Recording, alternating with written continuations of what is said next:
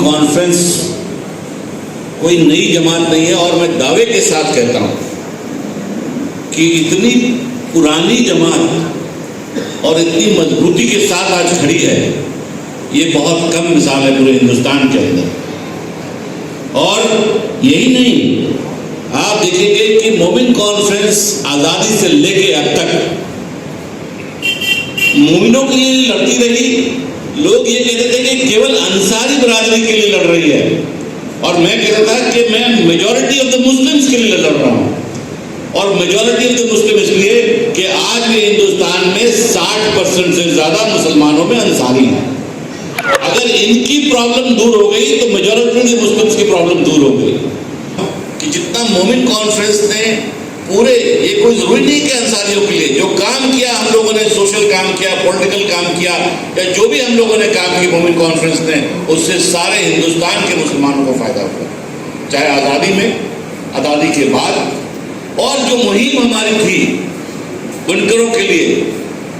खास तौर से जो पहले हैंडलूम था, बाद में वो पावर लूम हुआ,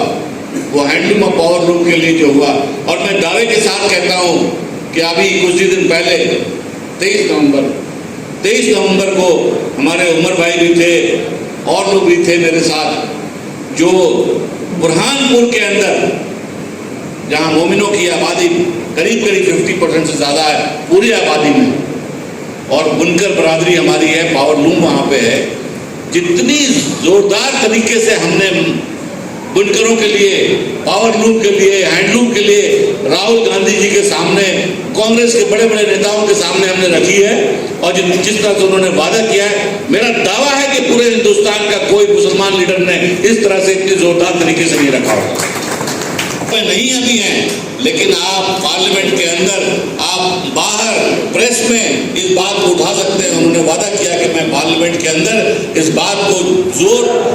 दे करके उठाऊंगा, और अगर हमारी सरकार आई तो ये सारे प्रॉब्लम्स दूर करूंगा। ये मसला केवल पावर का, मतलब पावर लूम या बुनकर का नहीं है। मैंने पहले भी कहा, आप अगर एक जो हमारे कई ऐसे सांसद हैं, या हमारे जो आप देखेंगे कि एक अभी बहुत ही मशहूर सांसद ने पूरे इंग्लैंड में, लंदन में जाके ये बात कही कि लंदन की जो चमक है, लंदन की जो पूरी आज जो पूरा विरासत है, ये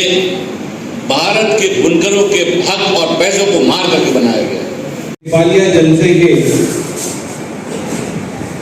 सदर, जो महाराष्ट्र के सदर हैं हमारे लिए,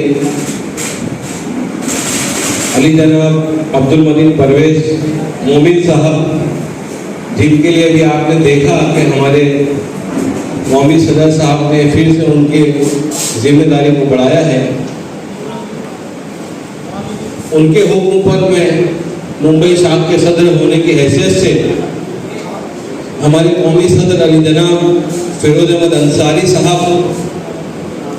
जनाब अब्दुल मजीद परवेज मोमिन साहब, जनाब परवेज अहमद अंसारी साहब, जनाब मंजर साहब, जनाब जुबैर साहब, जनाब आमिर अंसारी साहब, जनाब डॉक्टर रेहान अंसारी साहब, धुलिया से आए हुए हमारे बड़े भाई और बहुत अच्छे हमारे रहबर हैं, मुश्ताक अहमद, मोहम्मद मुस्तफ़ा अंसारी, शकील अहमद उर्फ कल्लू, सदर जनाब जमील करांती साहब, सिद्दीकी साहब, इनामुर रहमान साहब, सलीम फैजी, जलील अहमद, मौलाना मोहम्मद अयूब कासमी, सोहेल अहमद,